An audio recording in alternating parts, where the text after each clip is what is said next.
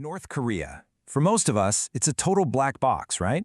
A country we really only know through its leaders, its military parades, and its isolation. Well, in this explainer, we're going to try and peel back a few of those layers. We're going to use the data, the reports, and the testimony that we have to really get a handle on the deep contradictions that define this place and its people. So, here's how we're going to break it down. First, we'll dig into the absolute power of the Kim dynasty and the tools of fear they used to maintain it. Then, we're going to look at what daily life is actually like, and you'll see this huge clash between propaganda and reality. After that, we'll zoom out to see how North Korea acts on the world stage. And finally, we'll try to unpack the central paradox that somehow keeps this whole system going.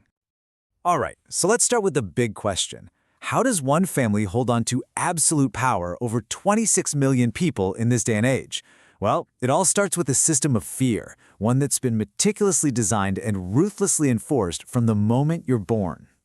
You hear descriptions like this all the time when people talk about Kim Jong-un. But his power isn't just about him. It's an inheritance. It's a system of control that was expertly built by his father and his grandfather before him. For over 75 years, North Korea has been run by this one family, officially called the Mount Paktu bloodline. Now, this isn't just politics. It's treated almost like a religion, a sacred, unbreakable dynasty that's supposed to be the very heart of the nation's identity. So how do you actually bake that control into the very fabric of society? You do it with a system called songbun. The best way to think about it is as a rigid social caste system. Your entire life, your opportunities, your future, it's not determined by you, but by the politics of your grandparents or even your great-grandparents. And as you can see, this system, songbun, slots every single person into one of three buckets. You're either in the loyal core, the regular wavering class, or the untrustworthy hostile class. And that single label dictates everything: where you can live, the job you can get, how much food you're given, even whether you're allowed to join the ruling party. It is literally the architecture of social control.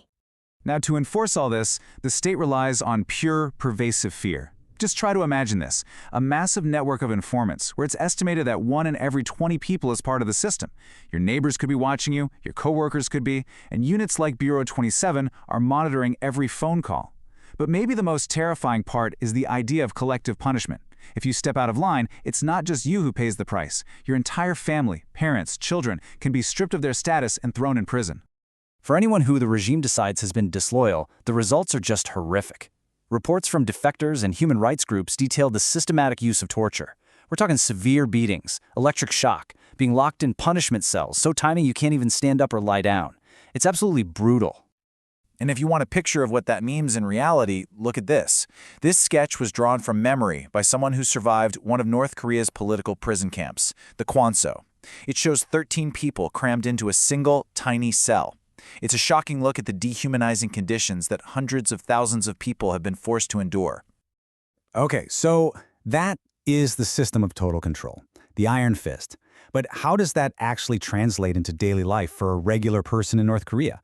Because what's fascinating is that underneath all that state power, a surprisingly resilient, informal society has managed to take root.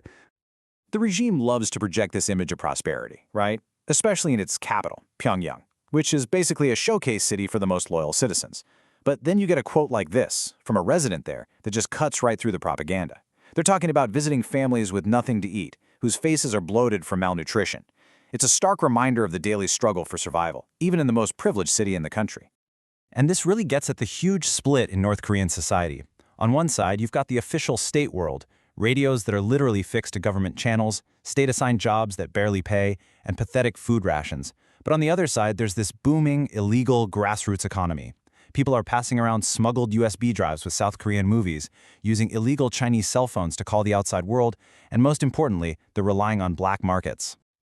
And you can see just how sophisticated these networks have become. I mean, this isn't just a couple of people selling potatoes on a corner. This diagram here shows a complex, underground system for moving goods and money across the border with China, completely bypassing the broken-down state-run economy. So, what does this all add up to? Well, it really comes down to this one absolutely critical number.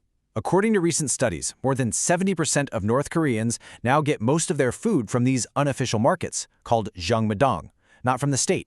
The people are surviving because of a system the government has repeatedly tried and failed to stamp out.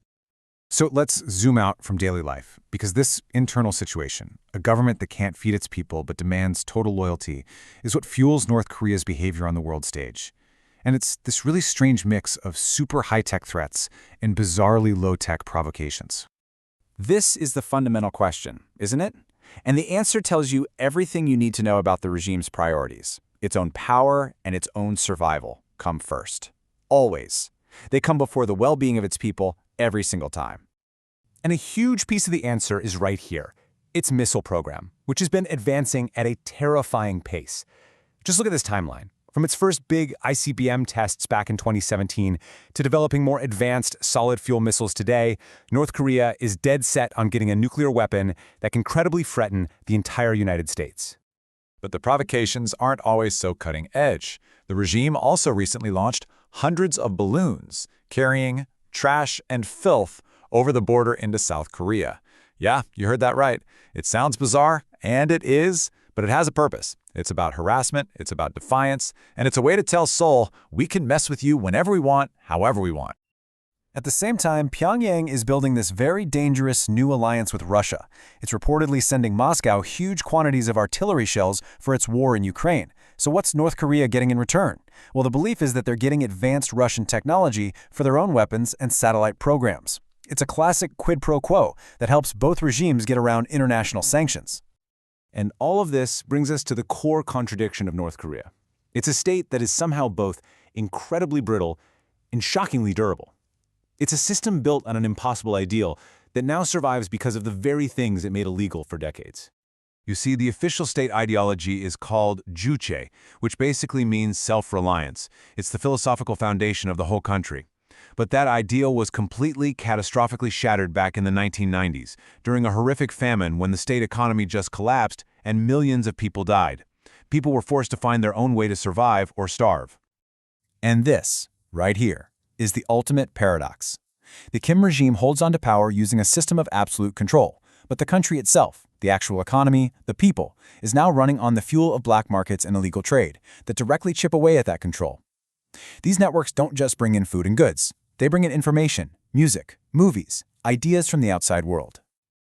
Every smuggled USB stick, every secret phone call, every transaction in the market, it slowly erodes the state's most powerful weapon, its monopoly on information.